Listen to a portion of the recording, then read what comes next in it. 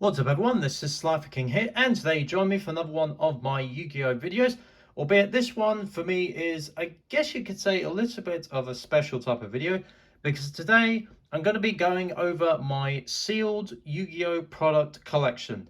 So basically all the stuff in this video will be all the stuff that I've collected over the years to deliberately keep sealed for a sealed collection. So yes, there's a couple of different categories, but I thought I'd start off with probably, I guess you could say technically the main one, which is maybe booster box or booster packs, since that's the type of stuff we open most regularly on the channel. So I'll go for the booster packs first, because the booster boxes you can probably work out. So first off, we have a Legend of Blue Eyes. This one is I believe the 2003 reprint. This is from the Legacy Collections. Then we got a first edition Dark Side of Dimensions movie pack. So this is the ultra rare variant. I definitely opened quite a few of those over the years. Then we have a first edition Metal Raiders, which as long as this is a genuine one, this is probably the most valuable booster pack I have in the collection. Yeah, so like I said, if it is genuine, then it's probably the most valuable booster pack I have. A little bit more of a random one. I have a first edition Legendary Duelist Ancient Millennium. I really enjoyed opening this set, and actually this booster pack is probably quite valuable as well these days, because this set is also quite valuable. Then we have another Metal Raiders. This one's the 2003 reprint. Same with Spell Ruler, another 2003 reprint from Legacy Collection. Here is another random one. I have a Cybernetic Revolution booster pack. So yes, a little bit more of a random one, but I thought it was quite neat to get one of those. Then we have definitely my two favorite duelist packs, a Yugi and Kaiba. Definitely opened a lot of this set, including my first Ultimate Rare, which unfortunately was not on camera. But yes, that's one of those things. I do have a random Pokemon Evolutions pack, because that's probably my favorite Pokemon set of all time. So yeah, I wanted to have a sealed pack of that. Then a couple more of the reprint packs for Pharaoh's Servants.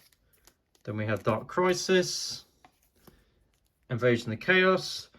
Now this is another random one which I picked up quite a long time ago. It's a first edition Phantom of Nightmare. Like I said, I would need to definitely get this double checked to make sure it is a genuine first edition one. But this is also a US and Canada one, because for some reason in the UK, some of the first edition packs around some of the first edition stuff around this time only was for the US and Canada. I'll point out another example of that a bit later in this video. And then to wrap things up, we've got one of each of the main 25th anniversary packs. So Invasion of Chaos, Pharaoh's Servant, Legend of Blue Eyes, Spell Ruler, and Metal Raiders. So those are the booster packs, and as you can see in front of you, you've also got the 5 booster boxes they brought out for the reprint sets. So Metal Raiders, Invasion of Chaos, Pharaoh's Servant, Spell Ruler, and Legend of Blue Eyes.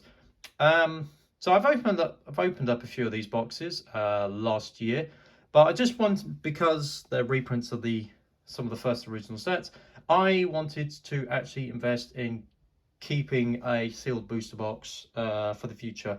Not sure what I'll do with them in the future, but I just like the idea of keeping them around. So yes, so there is the booster boxes, and what I'm probably going to do now is get the table set up for the next load of products. Okay, so next up we have what I like to call the Legendary Collection section part of the video. So Legendary Collection products have definitely been some of my favorite ones over the years. So I've kept a couple sealed. So obviously the first one here is the Legendary Collection 25th anniversary from last year. I know it's a reprint, but I still like the idea of keeping hold of one of those. Same with the Legendary Collection 2, the Duel Academy years. Now I said in a recent video of Legendary Collection 2 that I'd opened my last one, and that is correct, because this one I actually got even further back, but this one I'm planning to keep sealed because it is Legendary Collection 2. Then, of course, we have the Legendary Collection Game Board Edition. So this one would have come out in I think it's about 2018 that Konami brought this out. So yes, definitely opened a few of these on both of my channels, old and current. But of course, the main one is the OG Legendary Collection. So this one was first launched back in 2010, and this one's actually quite highly. This one's actually quite valuable these days. I can't remember the exact value, but I think last time I saw it, someone was trying to sell it for over £200. So yes, it contains the 2003 reprints and also the older Konami code. So yes, fun fact. This along with Duelist Pack Kaiba was the products that got me back into Yu-Gi-Oh! Back in all the way in 2010, and it was actually Legendary Collection 2 as well that gave me the idea. Well, that encouraged me to make content videos, and well, so effectively these two products are kind of the origin of where my YouTubing stuff began, thanks to these two products. But yes, so yeah, that's definitely good fun, these. So yeah, that's what I like to call the Legendary Collection part. And now we're going to move on to probably, I would say overall, probably the most valuable category in this video. Okay, so now we're moving on to, I think, what is probably going to be the most valuable part of this opening, and that is the sealed tin collection. So the sealed tins are all in this box over to my left. However, I wanted to do them one at a time just to give you an idea of what I have. So these tins I definitely acquired over a number of years. Some of them just because they weren't actually that expensive back then, but some of them for the nostalgia factor. I think the last of these tins I acquired, I believe, might have been 2019 was the last one I acquired. So I've had all these tins for at least 5 years or more. Obviously, there was something that happened 4 years ago which kind of stopped me, I guess, maybe doing that. But yeah, so let's go over the tins. So there's quite a few GX tins, I'm not going to lie. So the first one is a Crystal Beast Sapphire Pegasus tin. Also just checking the outside, because it's been a while since I actually inspected these tins, so they might be slightly dusty, not gonna lie. So yeah, Crystal Beast Sapphire Pegasus. I am definitely a fan of the Crystal Beast archetype, that's for sure. Next up we have another GX tin. This one's probably a bit more valuable, and this one is Elemental Hero Neos. So yeah, this is probably one of the more valuable, I think, GX tins. So that one came out in 2006, I believe. Fun fact about Neos, I think that's the only time it's come secret rare. Then we get to possibly my favorite tin, actually, because it's one I actually remember opening back when it first came out in 2008, and that is the Red Dragon Archfiend tin. So yeah, this is one of the few tins I can actually remember where I bought it and when I opened it. So I actually bought it in a UK store called Argos, back when it first came out in 2008, 2009, something like that. Yeah, so this is definitely one of the first. In fact, this might actually be the first Yu-Gi-Oh! Tin I ever bought. So yeah, when I said that Legendary Collection got me back into Yu-Gi-Oh! I think this might have been one of the last products I opened before I took a sabbatical. Right. Now we get to... Oh, yeah, there's a little bit of that in the box, I'm not gonna lie. So I've got 4 more tins in the box. So, continuing with the GX theme. Actually, all of them are GX, I'm not gonna lie. Here we go. So the next one we've got to go with Sapphire Pegasus is the Rainbow Dragon tin. So yeah. This one I probably had to get because, well, it contains Rainbow Dragon, which is yeah, I have actually opened one of these, I think, on the channel before, but yes, it's just nice to have one of those. And then we have probably what I like to call the big three. Like, these are the tins which I think these three overall I spent the most amount of money on. These ones I actually got, I believe I got two of these at least from California, from Simply Unlucky. So I think the last two are from Simply Unlucky. But the other one I got is Yugioh, Lord of Phantasms. So yes, you can probably guess what the other two are. So yes, I got the Sacred Beast tins a couple of years ago because of the Sacred Beasts. So obviously, the last two is Yugioh, Lord of Striking Thunder. So no, Haman, Lord of Striking Thunder, sorry. And the last one is probably my favourite of the three, Yugioh, Lord of Searing Flames. So yeah, I'm not gonna go too much into figures, but I think overall these two are probably the most expensive tins I've ever bought. Yes. I was actually close to acquiring a Stardust tin a long time ago, but I think unfortunately for some reason it fell through, and just after that the price skyrocketed. I think you'll be lucky to find that for less than 500, or even maybe, I think at this point it's close to $1,000 if I'm correct, that tin, which is, yeah, that's way too much for me. If I was to spend $1,000 on a product now, it'd just be like to get some product for the channel. But yeah, so those are all the tins. Which one would I say is my favorite?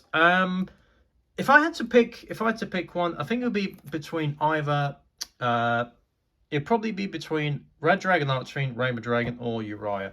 Those are probably my three favorites. But yeah, I mean, they're classic Yu-Gi-Oh tins.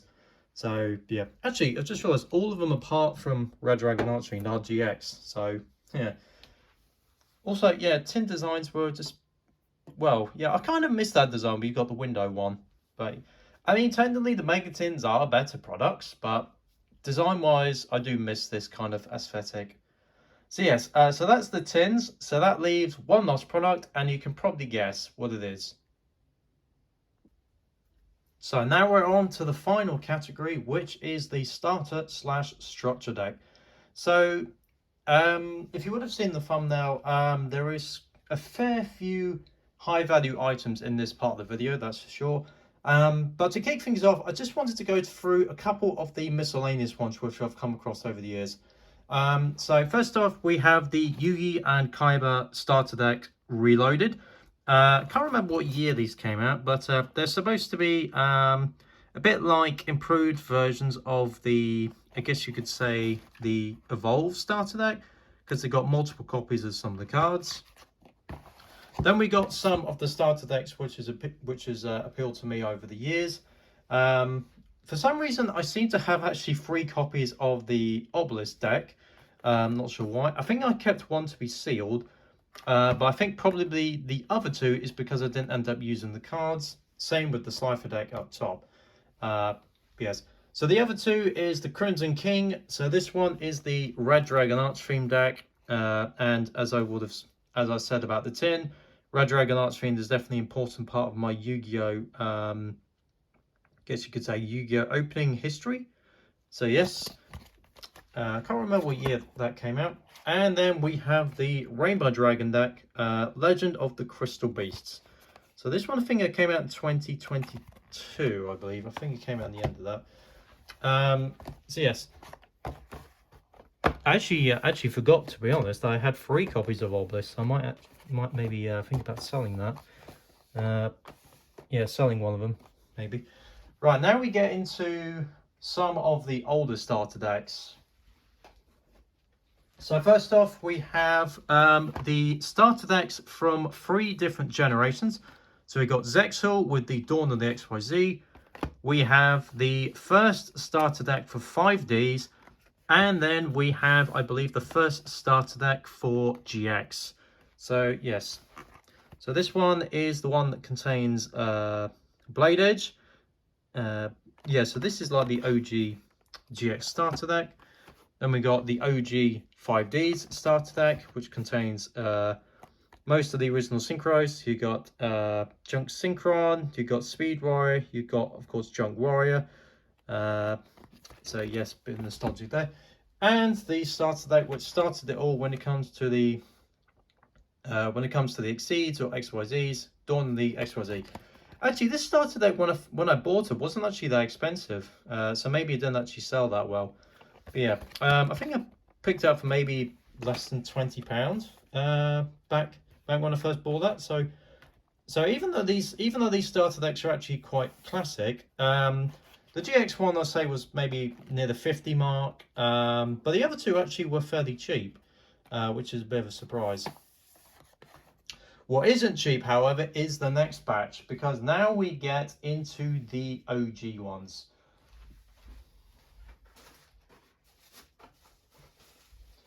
So first off, we have the so this is where it gets really nostalgic. So first off, we have the starter deck Yugi. So this is the second one they brought out. This one is admittedly, this one is slightly damaged, like the peeling is starting to come off, but everything else is perfectly, like everything else is sealed. So yeah, this one came out in 2004, I believe. It's even got the Upper Deck logo on the back. Then we've got 2 copies of Starter Deck Kaiba. Oh yes, I forgot to mention that these two are actually first edition Starter Deck Yugi and Kaibas. So yes.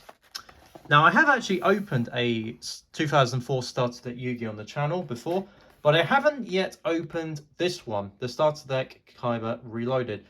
So yeah, so this one I believe I bought as a way to do a product opening on this.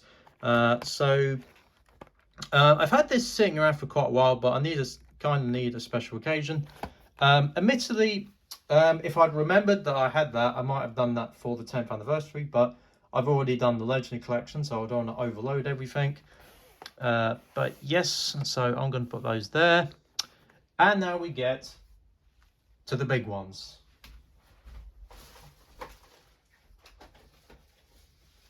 Oh, actually, just as a side note, I have actually kept the starter decks I have done openings on over the years.